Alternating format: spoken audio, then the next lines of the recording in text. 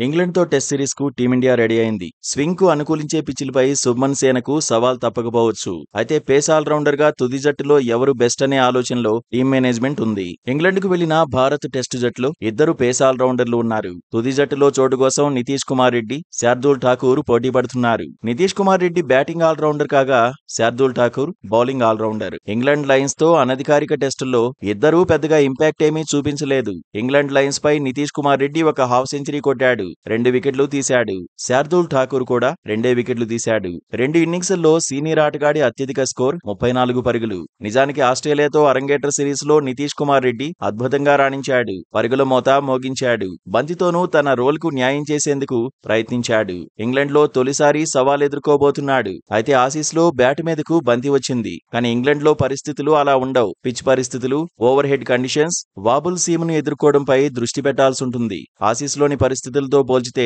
ఇంగ్లండ్లో పరుగులు చేయడం అంత ఈజీ కాదన్న చర్చ ఉంది. ఇంగ్లండ్లో డిఫెన్సివ్ టెక్నిక్ కూడా కీలకమే.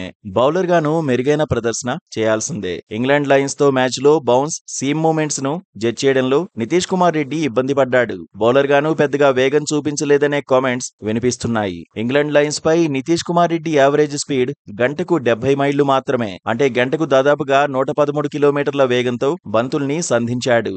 శార్దూల్ ఠాకూర్ కు ఇంగ్లండ్లోని పరిస్థితులపై అవగాహన ఉంది. కెరీర్లో శార్దూల్ ఇప్పటివరకు 11 టెస్టుల్లో బరిలోకి దిగాడు. 4 టెస్టులు ఇంగ్లండ్లోనే ఆడాడు. అందులో 2023 వరల్డ్ టెస్ట్ ఛాంపియన్షిప్ ఫైనల్ కూడా ఉంది. 2021లో ఇంగ్లండ్లో శార్దూల్ ఠాకూర్ ఇంపాక్ట్ చూపించాడు. 5వ బౌలర్గా మ్యాజిక్ చేశాడు. లోయర్ ఆర్డర్లో కీలకమైన పరుగులు సాధించాడు. 2021లో ఇంగ్లండ్పై భారత్ టెస్ట్ జట్టు ఓ దశలో 2-1తో లీడ్లో ఉంది. ఆ తర్వాత సిరీస్ 2-2తో లెవెల్ అయింది. 2021లో భారత్ సక్సెస్ లో శార్దూల్ ఠాకూర్ కీలకమైన పాత్రే పోషించాడు. ఇప్పుడు కూడా సీనియర్ ఆటగాడిపై భారీ అంచనాలే ఉన్నాయి. కానీ అనధికారిక టెస్టుల్లో పెద్దగా ప్రభావం చూపించలేదు. నితీష్ కుమార్ రెడ్డి కంటే దాదాపుగా రెట్టింపు ఓవర్లు బౌలింగ్ చేశాడు.